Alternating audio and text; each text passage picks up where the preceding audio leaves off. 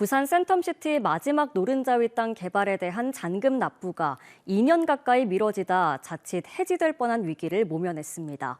여러 차례 납부 기한을 연장해줬던 곳인데 갑작스레 사업자가 비상계엄을 불가항력 요소로 들며 해지를 검토했던 걸로 확인됐는데요. 대형 개발 사업에서 부산시가 협상 주도권을 잃고 있는 건 아닌지 우려도 나옵니다. 김민욱 기자가 보도합니다. 20년 넘게 방치된 옛 세가삼이 부지입니다.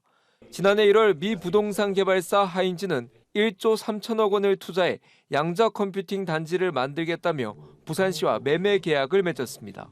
하인즈는 땅값 1,894억 원 가운데 10%는 납부했지만 잔금 90%는 기한인 지난 1월까지 내지 않았습니다. 이후 부산시는 9월까지 납부를 연장해주고 대금의 40%인 757억 원만 납부하도록 분납을 허용해줬습니다. 투자 심의라든지 이런 절차가 있기 때문에 11월 8일까지 잔금을 납부하겠다 이렇게 통보를 해와서 일단은 그까지는 저희들이 받아들였었습니다. 결국 약속을 번번이 어긴 하인즈는 마감을 하루 앞둔 오늘 입금했지만 우여곡절이 많았습니다. 미국 부동산 개발사는 싱가포르 투자청의 요구 등을 근거로 이번 계엄 사태가 계약 해지의 불가항력 조건이 될 수 있는지 법적 검토를 한 것으로 파악됐습니다. 부산시는 법률 검토 결과 불가항력은 아니라고 판단했고 하인즈가 수긍하면서 소송으로 번지지는 않았습니다.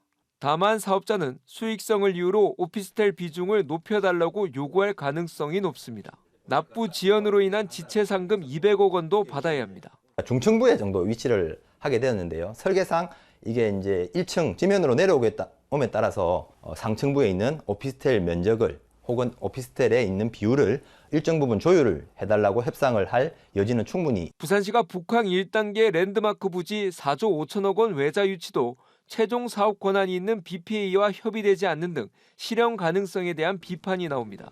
1단계 랜드마크 부지 사업 시행자는 부산항만공사거든요. BPA인데 부산시가 이렇게 나서서 이렇게 발표하는 모양새 맞을지에 대한 고민이 들고, 부산시가 추진하는 대규모 개발 사업이 사업자에 끌려다니지 않도록 협상력을 키워야 한다는 지적이 나옵니다.